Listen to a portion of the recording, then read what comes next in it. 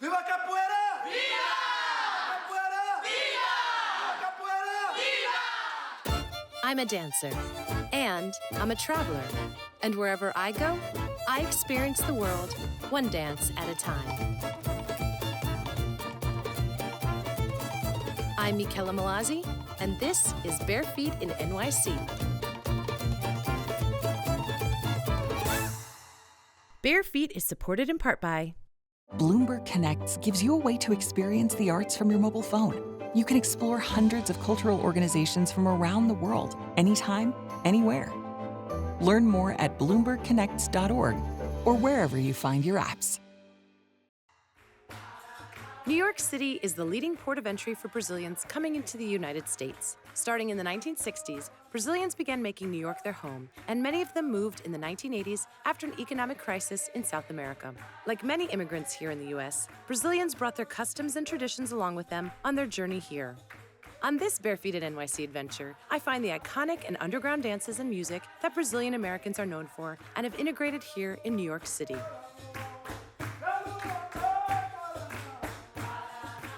Brazilian culture is synonymous with dance and music, and its popularity has grown in New York City over the past 25 years.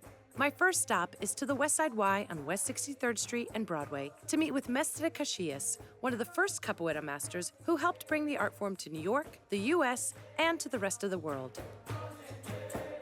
Capoeira is a mix of all dance, martial arts, gymnastics, music, sport, culture, everything. Capoeira is the most complex sport in the world. Wow. You know, capoeira brings people who like to dance for the movements. For example, in New York, was one of the biggest breakdance group, the B-Boys, started learning movements in Central Park with Mestre Gelon Vieira, was the first capoeira master to come to New York.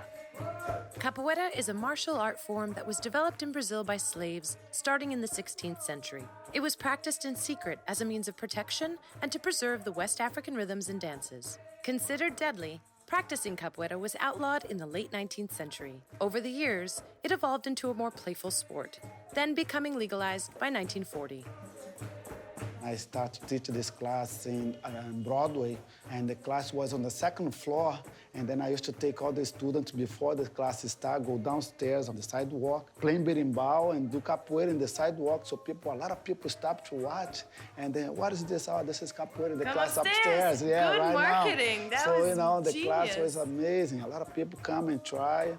When I first arrived in New York, I didn't think it would be accepted that much. I thought, wow, this is a big city, people's always busy doing things, but, you know, it was something different, something unique, something that people feel like very challenging, you know. So people say, first they see like, wow, you know, I want to learn this thing. But then they try, wow, you know, it's not that easy. They have to work for it, you know.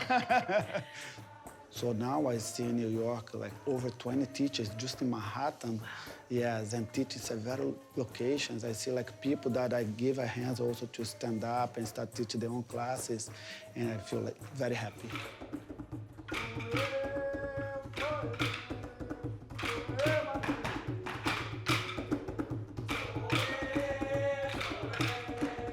Makulele is a stick dance fight, was practiced in Africa as a fight. So tribes used to practice strike and dance with the stick. In Brazil, was practiced in the sugarcane field. The slave used to cut the cane, sometimes 20 hours a day working, cutting sugarcane in the field. When they finish work, instead just go to the senzala place where they used to sleep and lay down, relax, and sleep. They used to get an old piece of sugar cane, so they used to sing and dance to release stress. After move a little bit to release all that stress from the body, they used to sleep much better. If I go this way, armada, fechada. My body is here. I go this way. Okay? And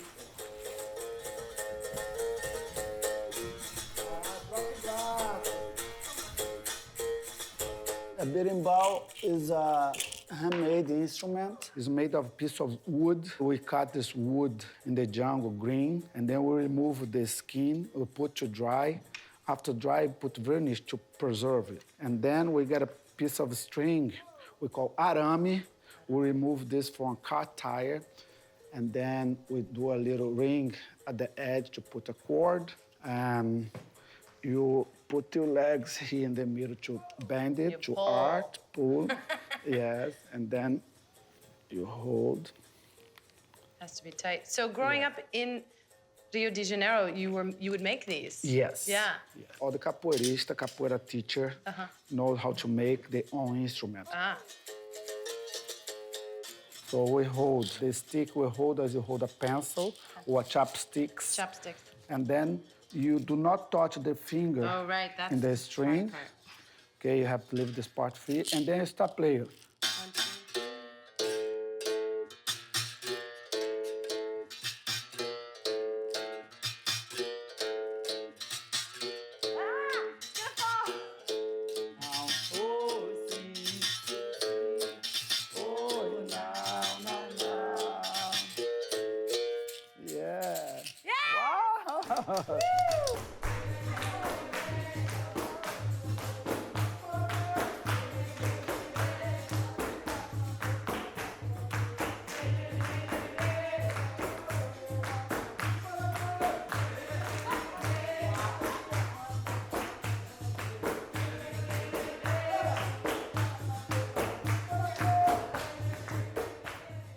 Capoeira now is in over 120 countries.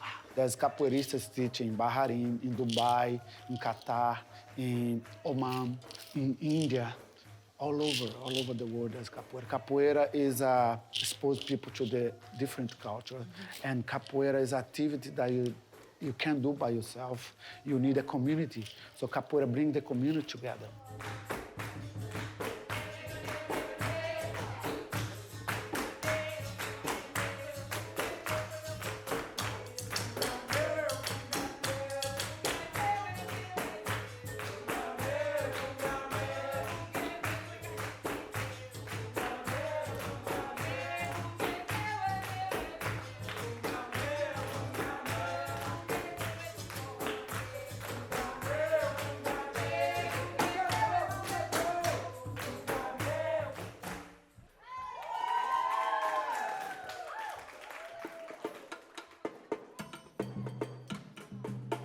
I'm taking you to the inconspicuous yet authentic Brazilian neighborhood in Astoria, Queens, just a subway ride away.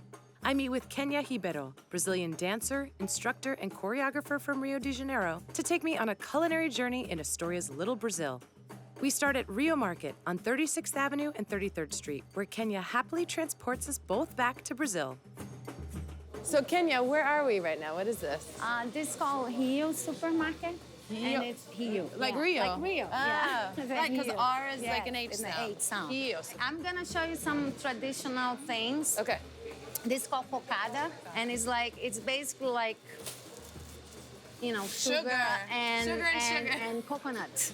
Pé de moleque, and it's like peanuts and sugar too. But what does pé de moleque mean? What does that mean? Pé de moleque means like feet of the kid. Ah, so it's like a kid's foot. Yeah. I'm not gonna eat it. Yeah. Banana is big in Brazil. We have banana everywhere. Bananinha is like sugar and banana, but they have chocolate ones, the cover chocolate with banana. Wow. It's just the most delicious thing. And they have dark chocolate. This is like a tapioca. It was very traditional, like in the Northeast especially, but now because it's gluten-free, like a lot of the people that work out, they love this as a substitution for the bread. Toast cassava. Toast cassava. And then some people, like my grandma's from the Northeast, and she eats sometimes they eat everything with this. They put this on top of the beans, they put that on top of the soup would be a little like the breadcrumbs, kind of like that. And then just... Yeah, and just sprinkle. I just eat it. Polvilho azedo. Polvilho azedo. Sour starch. Take a little dough and you make a little, kind of like cookies. I'm gonna show you. It's the one that is made with the sour starch. Oh. Yeah, when I didn't travel to Brazil that much, because I've been here for 20 years. Yeah. And that was one thing that reminded me like Rio, because they sell this at the beach.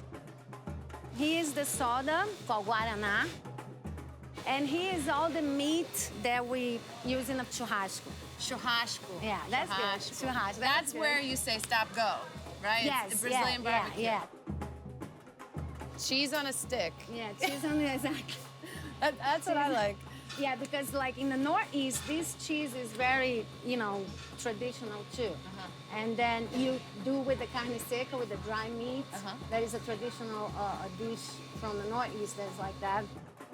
Pão de queijo, that's a bigger pão de queijo. Tinha, empada, acho que é risoles aqui. All these words. You want a Pão de coxinha? queijo. Coxinha means a small tight. Small thigh. Yeah, small thigh from the chicken. Oh, like a Like a chicken thigh. Like a chicken yeah, thigh. chicken thigh. But Looks it like. sounds so romantic, and we're talking about fried foods. I love it. And here's the selection of coffee, of course, because I your love favorite, coffee. right? I love coffee. Yeah. Let's go get a coffee. Yes, let's go get a coffee. We'll get a coffee. What's the traditional way of drinking Brazilian coffee? Either you drink the cafezinho. The cafezinho is like espresso, like in Italy, like the little, tiny cup. Or you milk and coffee. That's what we do. And that's hot milk. That's hot milk. Yeah. We always have hot milk. Uh-oh.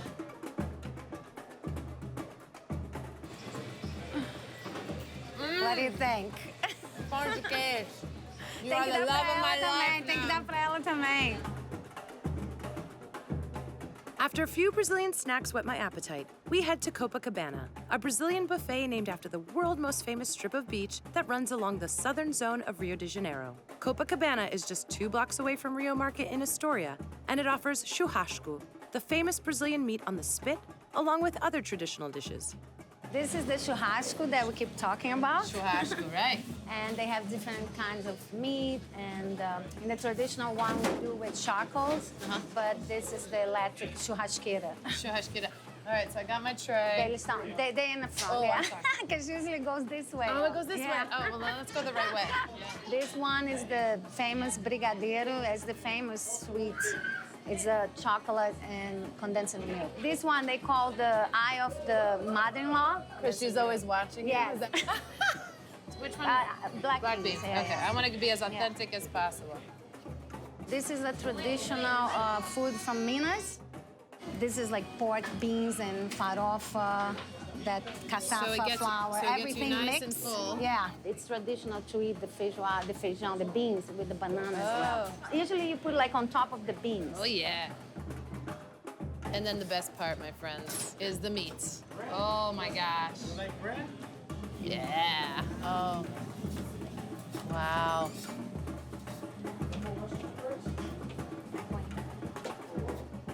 Holy moly, that smells amazing. I'm ready for this traditional meal right here in Astoria, Queens. All right. All right. So I eat it with the vinaigrette. Yeah, vinaigrette, yeah. Vinaigrette. Yeah. The thing about going to those Churrascaria. Churrascaria. Is it's pretty expensive. Yeah, it's expensive, yeah. But you can come yeah. here. Yeah, in that's Astoria, what I'm saying. And it's and like, yeah. it's very affordable. Yeah, it's very affordable and it's good. Every time I come here, I always take like to go home. You know, And the rice and beans with the farofa. Farofa. Yeah. Isn't that delicious? Yeah. My next stop is to Manhattan's Nomad neighborhood. Every Saturday at Millesime, on the corner of Madison Avenue and East 29th Street, Marcos Viego hosts the Forroteria, a dance party celebrating forró. Forró is a style of music and a partnered dance that developed in the northeastern region of Brazil. Forró just came to me. I never, it's not like I chose it, it happened organically. Yeah. And I don't know what it is. I think it's something to do with this simplicity, It's a very simple music. The person that invented the Forró trio format is Luis Gonzaga, accordion player and singer. He had a zabumba player with the bass drum, and he was looking for a third instrument. In Brazil, they used to have these cookie vendors that would carry these bag of cookies in their bags at the beach, selling cookies. And the way they would call people's attention is by carrying a triangle. I guess he saw that and was like, oh my God, this is it, All right, I want to learn. Okay. How do we do this? This is a regular drum stick that's made out of wood. So I was playing with a drumstick because you have more control over the loudness. It's not so loud, but This one resonates. yeah, this is how you play like at a concert or at a show. And get a steady rhythm, you kind of open the hand, you mute and unmute.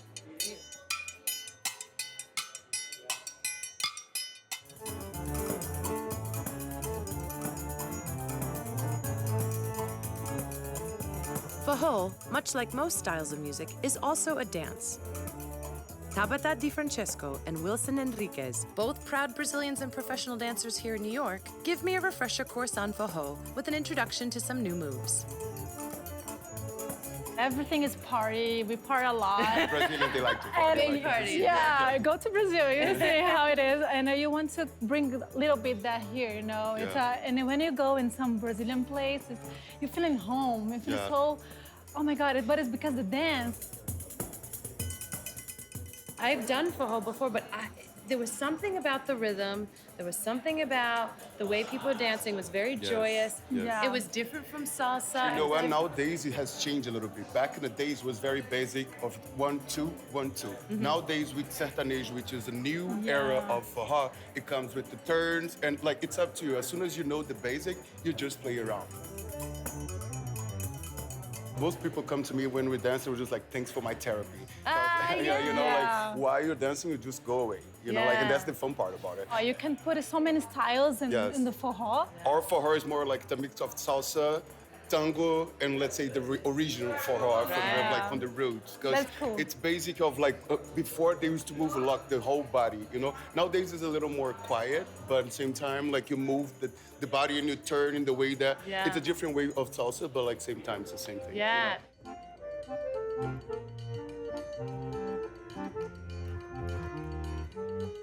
So, 1, 2. That's the basic. 2. Yeah. That's the basic. Forró's influences come from polka, contradance, and many other European-partnered folk dances. But recently, salsa, bachata, and cumbia have also influenced Forró's style, especially here in New York City. I just came to New York and I'm feeling the homesick and everything, and I'm just passed by here. Forró, oh my God. Oh my God, now I don't need to go back to Brazil.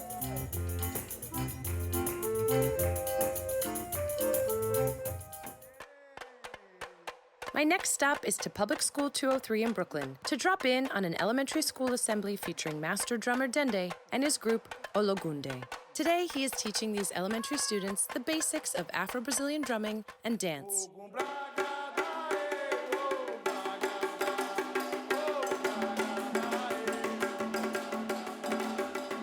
Brazil's unique culture was heavily influenced by its long history of colonial settlement by the Portuguese and slave trade migration from West Africa and Angola. Between the 16th and 19th centuries, Brazil was the largest destination for enslaved Africans. This forced migration brought over African practices, rhythms, language, and religions, creating a people now known as Afro-Brazilian, a name mainly used here in the U.S.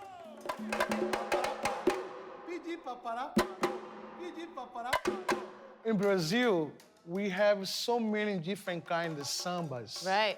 You know, if you go to Africa, you can see and you can hear the movements, the rhythms, and the drums and the way how they play, pretty much similar of what we're doing by in Brazil. In your family, were there other drummers? Did you just learn from Yes, in my family, I have my brother-in-law that I come from very special family, samba. We call it sambista. When you grow like only play samba, we call you sambista. I used to hold for him the long ones called timbal, so he used to play. So I used to listen a lot because in the samba de roda, the youngs have to wait for the oldest play. So we have to hold because they have this kind of stance. So you would hold the drum while he's for the playing? whole night. Really? Yes, for the whole night. But my ear was right here. So now is a time to introduce to you a little bit some very important instrument. I'm gonna introduce to you the big drums.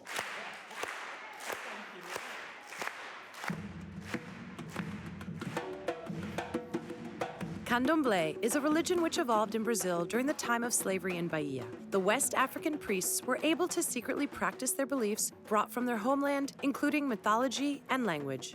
And with it, Candomblé also absorbed the surrounding influences from Portuguese Catholicism and indigenous South American customs. So many different rhythms that we play for different gods. For example, Ogun is the god of the open way.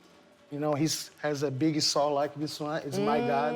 Why do you particularly follow Ogun versus other gods? What is it about him that connects you with him? It's my God. I grew up with this gift. The spirit gave it to me, you know. And the family passed it for the others. Okay. It's very natural. I think everyone has a God that you need to find about your history, where you come from, what kind of religion. You have to feeling. So we have like 25, 30 different kind of rhythms that we play for different gods.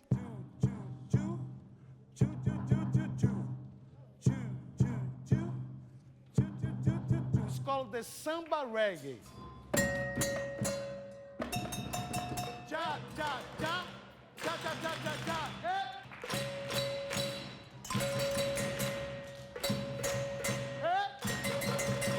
I do so many different things, play jazz music, and travel the world. So music, it's everything for me. Yeah. My religion, it's everything for me today. And then when I come to school or to somebody like you, that I want to find out about a little bit about the history, rhythms, orishas, gods, and drums, and language, I like to say what I know. I like to say what I can. I like to say to people can take this message like these kids today and go back home with some important, Ogun, what does that mean? Oh, what's the rhythm coming from? Pi, le, agogo, that's the whole fusion. I got something. I dance a little bit. I feel it.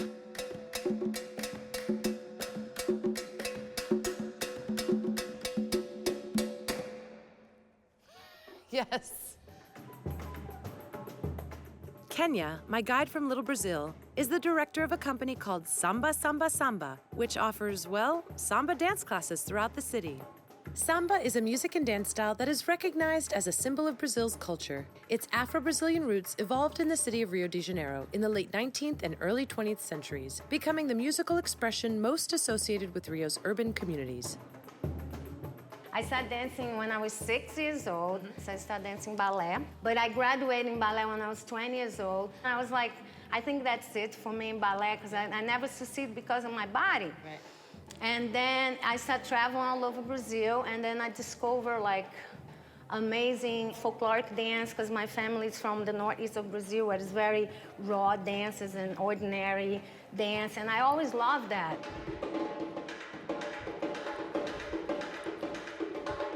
Samba now has like 60 styles of samba, like very different styles, and all over Brazil has different styles of samba. Samba was prohibited, you know, you can be in jail if they find you with like a pandeiro, you know. That wasn't really illegal because it was kind of inside the houses, and that's where, after the religious ceremony, they kind of did a little samba. Yeah.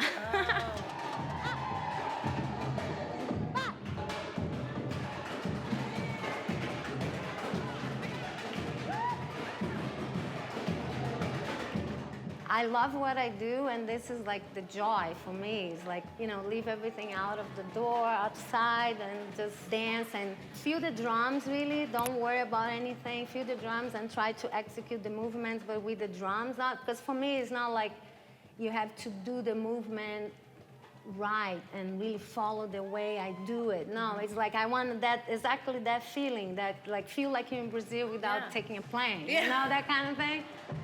One of the most famous parties in the world is Rio de Janeiro's Carnival, the annual Catholic celebration of feasting, drinking, and dancing held in the week before the ritual fasting season of Lent. I'm ready for Carnival. I feel naked right now. Kenya brought some of her handmade costumes to give me a first-hand feel of Carnival's colorful energy right here in New York City. The Carnival period comes to a climax on Mardi Gras, also known as Fat Tuesday, and it is the day before the fasting season starts on Ash Wednesday. The samba, rhythm, and dance are the heartbeat of Rio's Carnival. You know, at 1 year old, I have a fantasia on, you know, because this is... The big feathers. And yeah, I have like, you know, diapers, and I have this Indian costume. No! I have like, I have pictures of me in diapers and in Indian. Then we grow up like that. It's like every year, it's part of your life. You know, your parents take you to the block or to the street.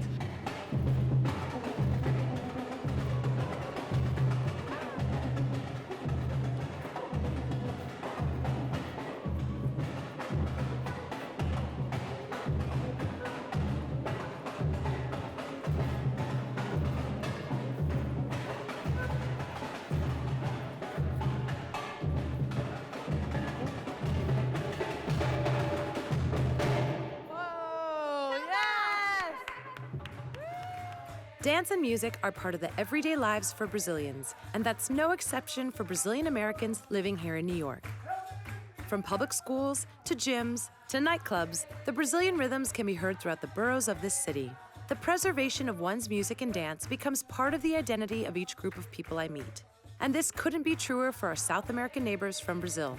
These iconic dances and rhythms help them feel right at home and add to the colorful and diverse makeup of New York City. And I'll see you on my next Bare Feet in NYC adventure, wherever it may take me. You can stay connected with us on travelbarefeet.com, where you'll find extra bonus videos, join our Bare Feet series conversations through social media, and stay updated with our newsletter. This way, entra pra cá, stand exercise with kick, oh sorry, finish it back here. Yeah, that's so gnarly. Not yet. Thank you guys. That means he didn't do hard enough. Thanks guys for making it. That one hurts. Yeah. Woo, that one really hurts.